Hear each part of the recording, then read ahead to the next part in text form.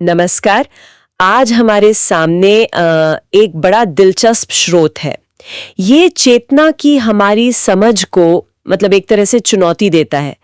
क्या चेतना कोई ऐसी चीज है जिसे हम कह सकते हैं मेरी चेतना, जैसे किसी चीज पर अपना हक जताते हैं, या कुछ और बात है?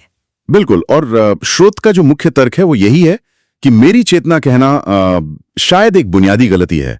इसके बजाय स्रोत हमें एक अलग ही दिशा में ले जाता है, मैं चेतना हूं इस समझ की ओर। तो आज हम इसी विचार को थोड़ा खोलकर देखेंगे कि स्रोत क्या कहना चाह रहा है। हाँ, स्रोत शुरू करता है एक तुलना से। जैसे हम जमीन के टुकड़े पर कहते हैं ये मेरा है, कानूनी तौर पर मालिक भी बन जाते हैं। पर क्या चेतना के साथ भी ऐसा हो सकता है? क्या उसे सच में अपना बना सकते हैं? स्रोत का जवाब साफ है, नहीं। वो कहते हैं जैसे प्रकृति की नजर में जमीन असल में किसी की नहीं होती है ना, वो तो बस है। हाँ? वैसे ही चेतना भी किसी एक व्यक्ति की मतलब मिल्कियत नहीं है। तो मेरी चेतना कहने का कोई असली आधार ही नहीं है। सही समझ है, मैं चेतना हूं। अच्छा। ये एक तरह से पहचान का शिफ्ट है, मालिक होने से हटकर उसी तत्व का हिस्सा होने तक। इसे और साफ करने के लिए वो शरीर और पानी वाला उदाहरण देते हैं जो मुझे काफी सटीक लगा। शरीर में करीब 70% पानी होता है। हम कहते हैं मेरा शरीर।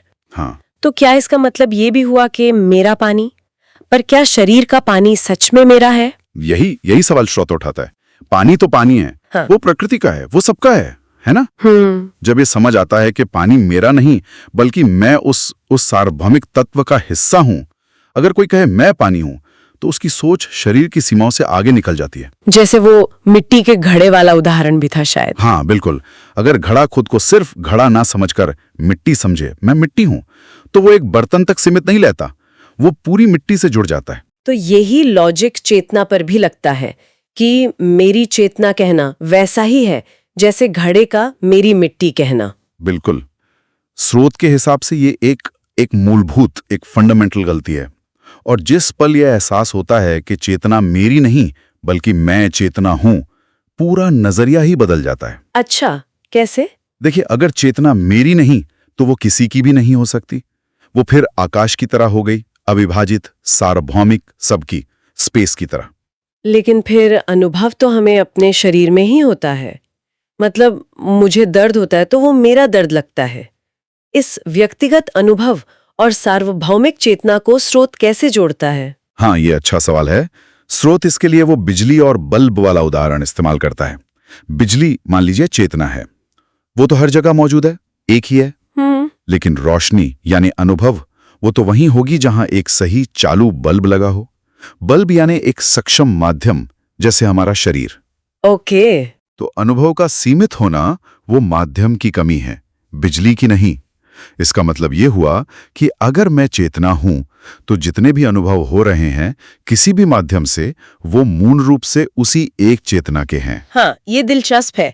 स्रोत रूप और तत्व के बीच जो पहचान का फर्क है उस पर भी जोर देता है ना? हाँ बिल्कुल।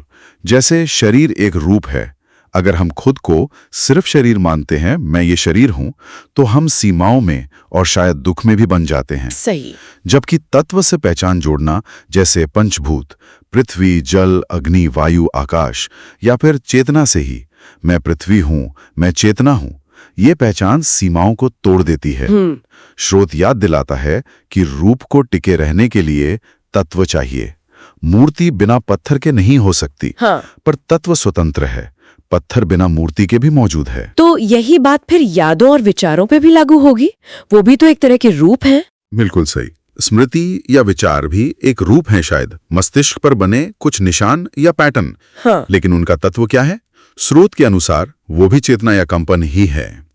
जैसे पर्दे पर फिल्म चल रही है, वो रूप है, पर उसका मूल तत्व तो प्रकाश है। अच्छा। तो जब कोई स्मृति के रूप से हटकर, भाई ये अच्छी याद है, ये बुरी याद है, उसके तत्व से जुड़ता है, मैं स्मृति का तत्व हूं, तो वो एक तरह से सार्वभौमिक हो जाता है। वो सभी स्मृतियों से, सभी मस्तिष्कों से जुड़ जाता है। ध्यान बाहरी दिखावे से हटकर अंदरूनी सच्चाई यानी तत्व या चेतना पर चला जाता है। तो सार ये है कि चेतना, जिसे स्रोत सत यानी अस्तित्व और चित्त यानी चेतना कहता है, वो एक स्थायी, न बदलने वाली वास्तविकता है। हाँ, सच्चित। जो मेरा तेरा यहाँ वहाँ यानी स्थान या आजकल यानी समय, इन सब भेदों से परे है। इस पर कब्जा नहीं किया जा सकता। बिल्कुल। और स्रोत सत और चित को अलग नहीं मानता। वो कहता है सत ही चित है, मतलब जो अस्तित्व है वही चेतना है। एसेंस और कॉन्शियसनेस एक ही हैं। तो ये पूरी चर्चा हमें उस स्वामित्व वाले विचार मेरा से हटाकर उस सार्वभौमिक तत्व के साथ एक होने, मैं की समझ की तरफ ले जाती है। तो ये सिर्फ एक बौद्धिक समझ नहीं लगती, ये इससे कहीं ज्यादा गहरा अनुभव लगता है। सही कहा। और शायद यही स्रोत हमें एक विचार के साथ छोड़ देता है कि इस एकता को, इस आत्मा के बोध को जैसा स्रोत इशारा करता है, उसे सिर्फ जानना नहीं बल्कि सचमुच अनुभव करने का, उसे जीने का अर्थ क्या हो सकता है। ये सोचने वाली बात है। बिल्कुल।